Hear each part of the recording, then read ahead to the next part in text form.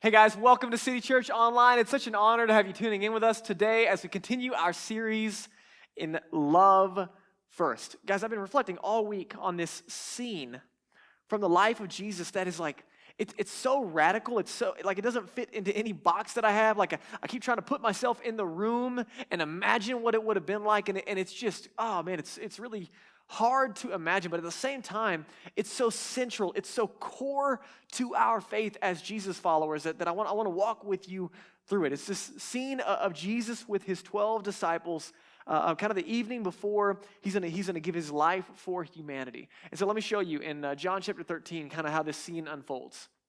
We see Jesus having dinner with his disciples, his followers, and he stands up, lays aside his outer garments. He takes a towel, he ties it around his waist, and then he pours water into a basin, and he begins to wash the disciples' feet. All 12 of them are in the room, and he's wiping them down with the towel that was wrapped around him. This is a role reserved for a servant or a slave, and right? I mean, you gotta understand, like, I mean, this is open-toed, like agriculture society sandal Jesus, right? So we're talking dirt and dust and mud all over their feet. But if we're being honest, it's probably also animal feces. I mean, this is not a clean job at all. And then in addition to that, simultaneously, while these 12 guys are in there, Jesus knows that one of them, this guy named Judas, he's going to betray him, like in the near future. And so Jesus, still knowing who's in the room, washes all of their feet. And he's screaming this one incredibly consistent message. His entire life has been about it. It's culminating in this moment. It's about to be revealed that as Jesus is washing their feet, this is Almighty God who has humbled himself to come and serve and die for humanity. To serve and die for these 12 men, to serve and die for the world, for me, and for you, and for the decent 11 in the room, and for the Judas. And man, as I put myself in this story, right, on a good day, I'm hoping I'm one of the 11. On a realistic day, I realize I'm probably Judas. And I'm like, man, this is so amazing. And here's the deal, because it doesn't stop there. Not only is this an incredible demonstration of the love of God for you and me, but it's also an invitation that Jesus then looks around the room and he says, guys, in the same way that you have seen me serve you, you are also to serve and love one another. He says it just a little later in John 13. Let me show it to you. He says, I'm giving you a new command, that you love one another. And before you and I have a chance to fill in the gaps, to try to define what love looks like, he defines it for us. He says, just as I have loved you. And they all just witnessed tangibly the humility of the Son of God as he washed their feet. He says, you also are to love one another in that manner, sacrificially as servants. And by this is amazing, this statement right here. Jesus says, by this, all people, the entire world will know that you're my disciples if you have love for one another. And so immediately my mind goes to this reality. You got to ask the question, how many followers of Jesus do you know like that? How many followers of Jesus are consistently showing up to serve like that? I mean, this is an explicit black and white invitation to love and serve one another like Jesus has served us. And Jesus said, this is crazy, that the world is going to know that we're his followers by that kind of love. And so then it leads me to ask questions like this, like, man, maybe the reason the world doesn't know, maybe the reason the world isn't attracted to, maybe the reason that the world is walking away from or has stayed away from Jesus and his church is because when they look at Jesus and his church, or specifically his church, which is the tangible expression today, maybe they're not seeing this kind of love. Maybe that's part of the problem. Or maybe, man, listen, let's just make it personal. I don't know where you are on your spiritual journey, but maybe for you, part of your struggle, maybe part of the reason you left faith, you grew up in it and left it, or maybe you stayed away from it, or maybe you have struggled with it your entire life. Maybe part of your struggle is that you have watched people call themselves followers of Jesus and then not live like it. and not love like it and not serve like it. It's like it has no bearing on their life. And there's this huge disconnect. You're like, wow, this doesn't make any sense. And Jesus is telling us the opposite is also true, that when we love like this, it's contagious. It's amazing.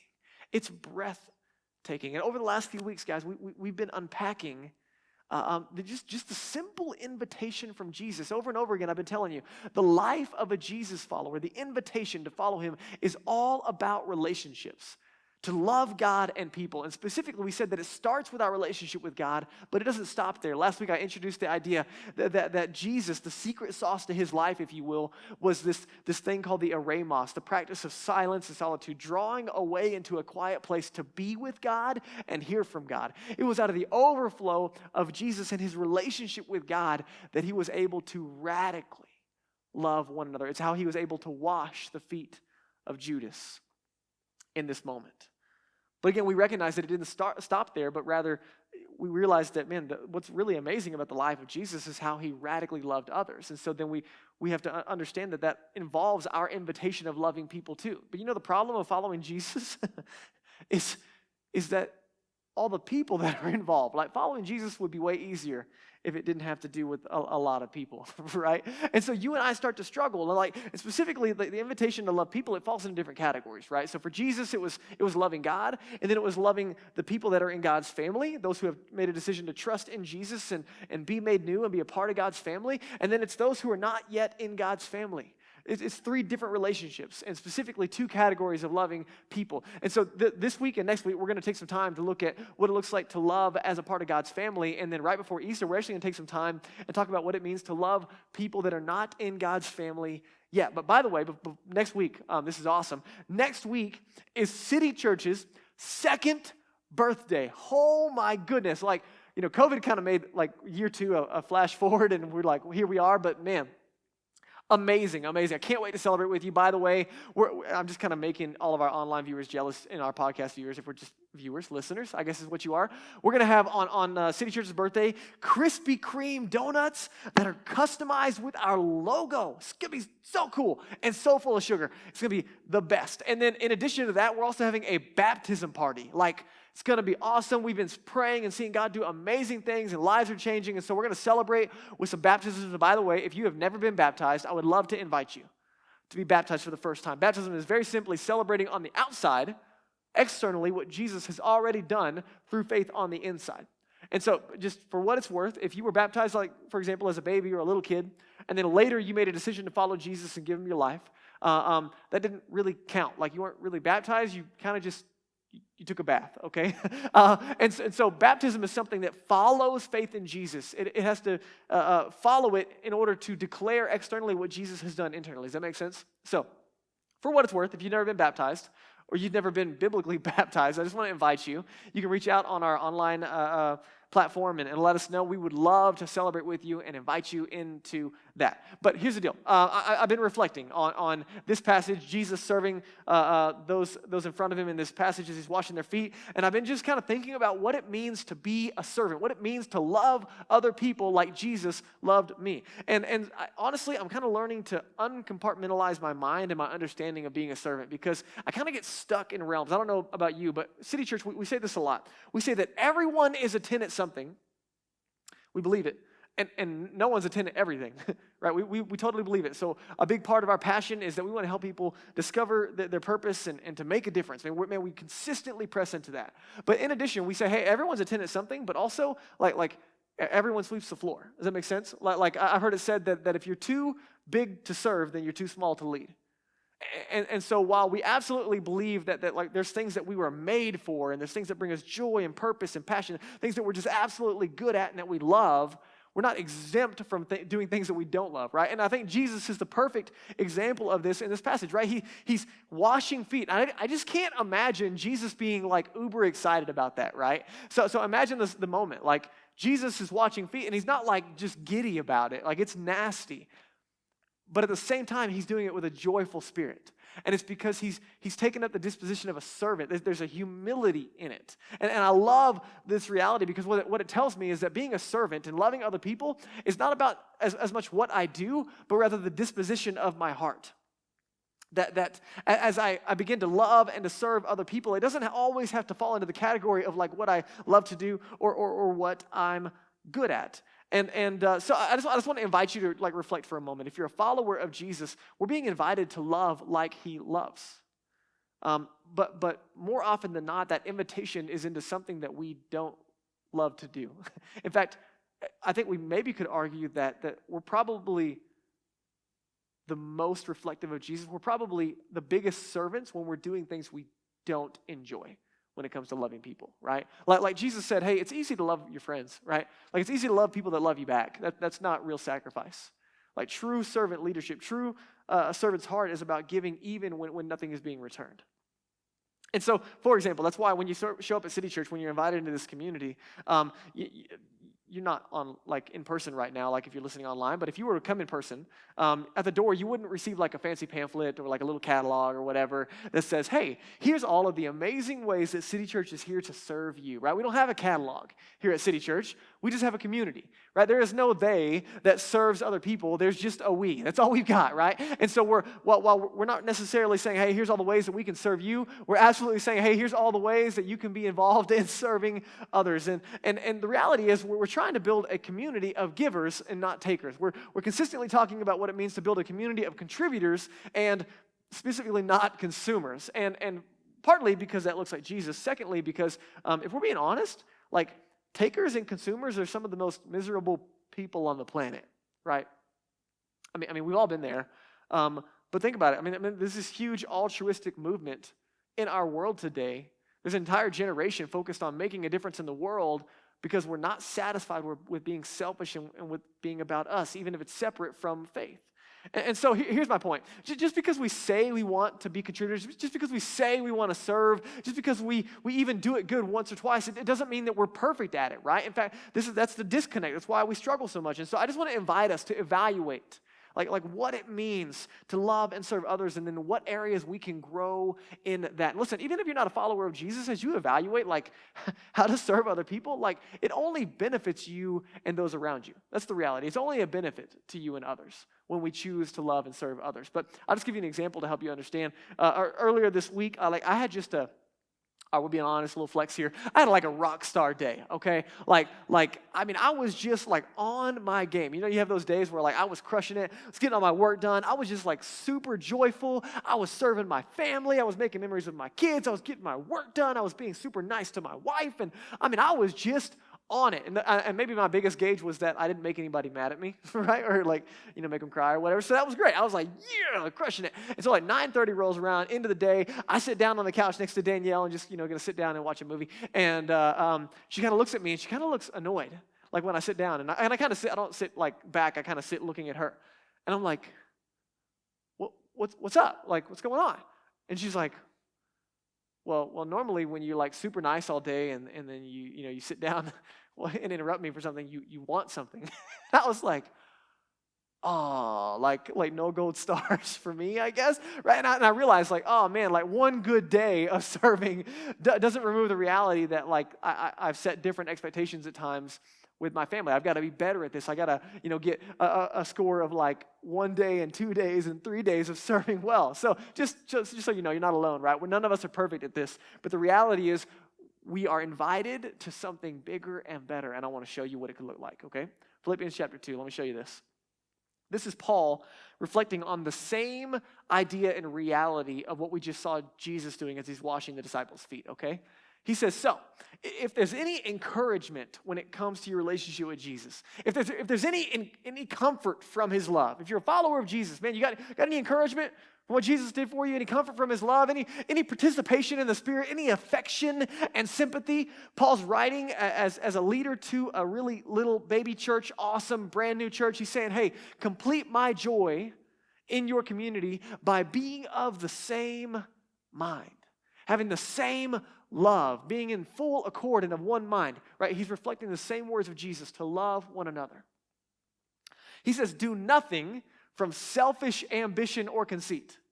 This is the antithesis of that same conversation. But in humility, count others more significant than yourselves. Let each of you look not only to his own interest, but also to the interest of others. He goes on in verse 5, and he says, let this mind, this understanding that's in Jesus be among you. So verse 5, have this mind among yourselves, which is yours in Christ Jesus, who, though he was in the form of God, he didn't count equality with God a thing to be grasped. Check this out, this is huge. But emptying himself, he taking the form of a what? A servant. Can you see Jesus with the towel around his waist? Being born in the likeness of man, Almighty God, God in a bod, and being found in human form, Jesus humbled himself by becoming obedient to the point of death, even death on a cross for you and me. Paul's invitation is very simple. He says, hey, guys, listen. This is just an encouragement to keep focusing and growing in your relationship with God so that you can be like Jesus, right? So that you can show up like Jesus, so you can love and serve like Jesus.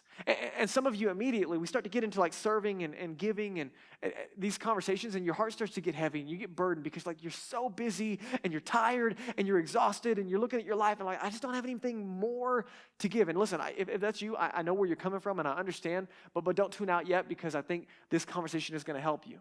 But here's the reality. If you think that like just showing up and participating, if you think that like other people meeting your needs is what you need right now, if you think that going to city group just so people can speak life into you, if you think that showing up on a weekend or like tuning in online is just, what your soul needs to be fed, if you think you need others to do that for you, listen, I just want to encourage you.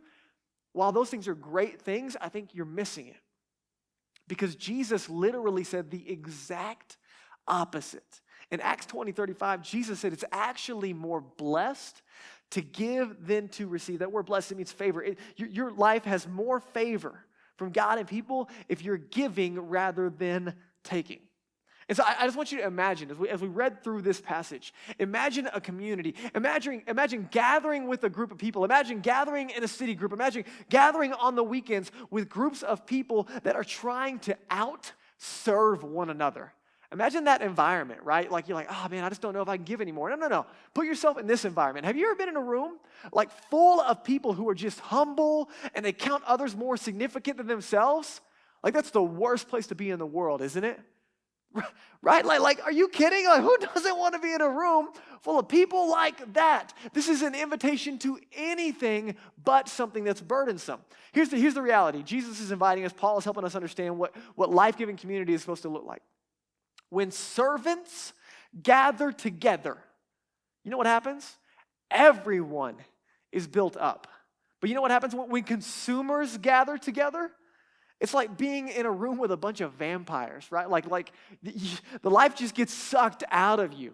And before you start pointing fingers because you feel like you serve a bunch and other people need to serve and blah, blah, blah. And listen, this applies to every scenario. This applies to your city group, weekend gathering, serving your neighbors, you name it. It doesn't matter. You plug this in anywhere. But before you start pointing fingers about how other people need to pony up and start showing up, just for what it's worth, Jesus showed up to serve and we were all a bunch of vampires, okay? Like he wasn't getting anything good from us. We didn't have anything to get. In fact, we kind of, killed him. A little bit. Yeah, that happened, right? So we weren't exactly, the most life-giving community on the front end, but Jesus did it anyway. That was funny for what it's worth. Ain't nobody in this room to laugh at me, but man, I'm having a good time. Okay, so here's the deal. This is about my individual ownership of this conversation, okay? So this is not about pointing fingers. It's just about, evaluating myself. But Jesus said that the world's going to know that we're his followers. Like man, the church is going to continue to make a difference in the world around it by what we give and not by what we take, by the way that we love. Let me just show you, let me just encourage you individually, okay? 1 Corinthians 12:7, because I want you to get this. I want you to really feel it. To each person is given the manifestation of the Spirit of God for what? Themselves. No, for the common good. In case you're wondering, that's everybody else, okay? And then check this out, 1 Peter chapter 4, verse 10. Just kind of reiterating that same idea. And each has received a gift to use it to serve themselves To use it, why? To serve one another as good stewards of God's grace. You know what these passages are saying, guys? Listen, this is amazing. This is what the church is supposed to look like. God wants to move through you to build others up. Can I just ask you a very simple question? When you show up in your home, when you show up at City Group, when you show up on the weekends, when you show up at work, when you show up in those different spaces, are you showing up expectant that God has something in you that he wants to give to someone else? Are you showing up with the anticipation that God actually wants to build someone else up through you? Because that's absolutely the expectation that we're seeing here. That's absolutely the invitation from Jesus when he said to love one another. Right, but so many of us, man, we're so content to just show up and receive. Right, but this is not just on an individual basis, right? This is a corporate expression. This is a communal expression that we are to gather together and we are to expect supernatural expressions and contributions from every member of the body that's gathering. This is a big deal that you and I show up at City Group. We show up at weekend gatherings and we have an expectation that every member is going to serve. Every member is going to contribute. Every member is going to show up and God's going to work through all of us to build one another up. Here's the deal.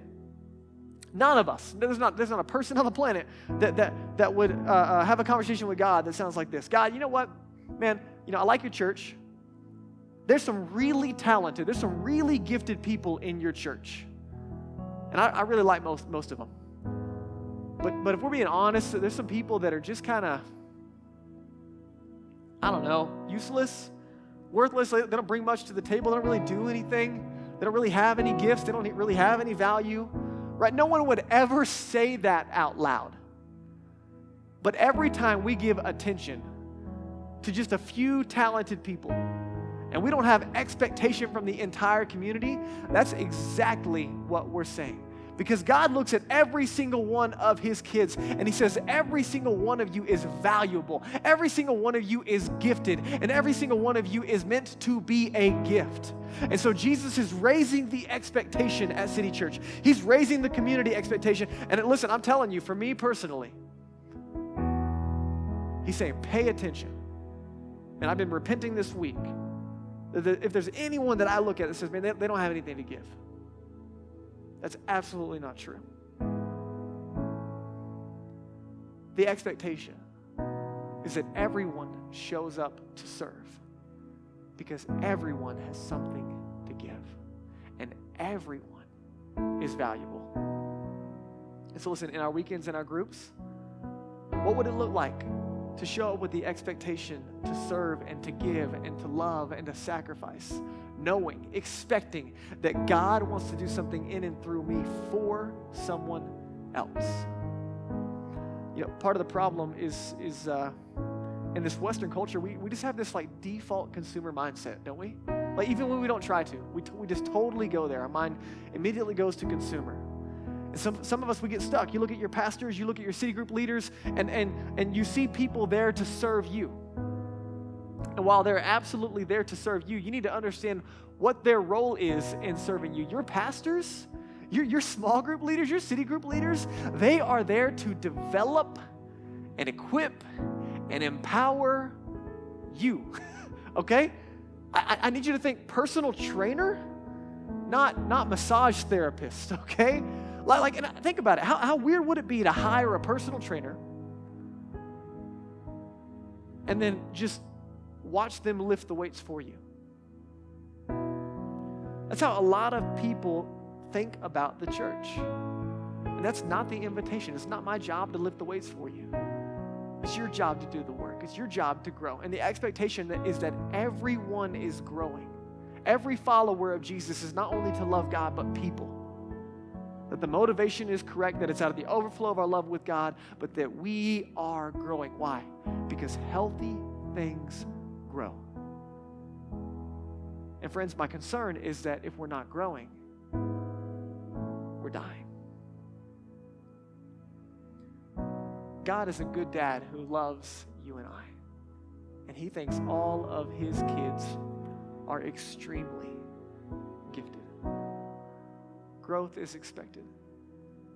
Serving others is expected. And And so I don't know where you are on your spiritual journey. I don't know where you're tuning in, where this sits with you. I need you to understand a couple of things. Before it's about serving others, before it's about giving, it's first about receiving. It's Jesus washing the disciples' feet when they did nothing to earn it or deserve it. It's receiving from Jesus what he would do for us in our place that we couldn't earn or deserve for ourselves. And it's out of the gratitude, it's out of the overflow, it's out of the life change of trusting in Jesus. When he died on that cross, he died for my sin. He was buried and he rose again, proving that he was who he said he was, that he would do what he said he would do, that he could make me right with God, he could forgive me of sin, he could give me a new life. And Jesus didn't just make me better, he made me new. And some of you have never received the gift of God, of new life, of being forgiven and set free and completely made new. And today, before you do anything, you need to receive what's already been done for you. For the others of you, listen, you've received that gift, and it's out of the overflow, it's out of the gratitude, it's out of the reflection that Jesus says, in the same way that I loved you, you love and serve one another. And here's the deal, listen, I don't want you to miss it. I don't want to miss it. Listen, like, when you and I don't show up to serve, you know what happens? We're robbing other people of the gift that God has for them that he placed in us. We've each been given a gift for others to receive. And man, when I don't show up, you're missing out. And when you don't show up, I'm missing out. And if we're being honest, guys, what happens is a few try to start to carry the weight for everybody else. Because not everyone is serving. Not everyone believes that they have anything to offer. Or some of us are being selfish with our time and our energy and resources. We don't show up. So other people try to start to take on the weight and the load of other people. You know what happens? Not only are you robbed of the opportunity to serve and to give, because Jesus meant it when he said it's more blessed to give than to receive. But man, then everybody else is receiving something subpar because I'm trying to give something that God didn't give me to give. Man, let's not miss that. The world is watching, and Jesus said, man, if they look on and you love like I tell you to love, you love each other like I loved you, they're going to be amazed. They're going to want what you have. But it's only when we show up with the heart and the mind of Jesus. Let me show you this last verse.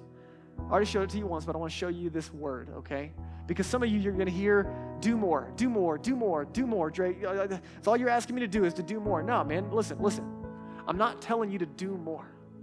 I'm telling you to be more. Be more like Jesus, and specifically to be obedient like Jesus. Look at this. Jesus, he humbled himself and he became what? Obedient to the point of death on a cross. Over and over again, Jesus would pull away with time with God. And you know what would happen? He would get away to hear from God. And out of that space, he would come out of that quiet time with God, and then he would be obedient to God. Here's the reality. You can't do everything. You can't serve everyone. You can't give everything that you have. There's some things you can't do. I'm not asking you to do everything. I'm asking you to be obedient. Jesus tells us that if we love him, we're going to obey him. The overflow of our love relationship is obedience and trust. You can't do it all, and neither can I. But together, God can do all he wants through us. Listen, think about the life of Jesus. He couldn't do it all. So how did he know? How did he know to engage 5,000 people over here and then give attention to one woman over here? How did he know to heal this person and not that person? He couldn't do it all.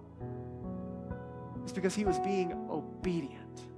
So my invitation for you is what is God telling you to do? Who is he telling you to serve? What is he telling you to give? Where is he telling you to get plugged in?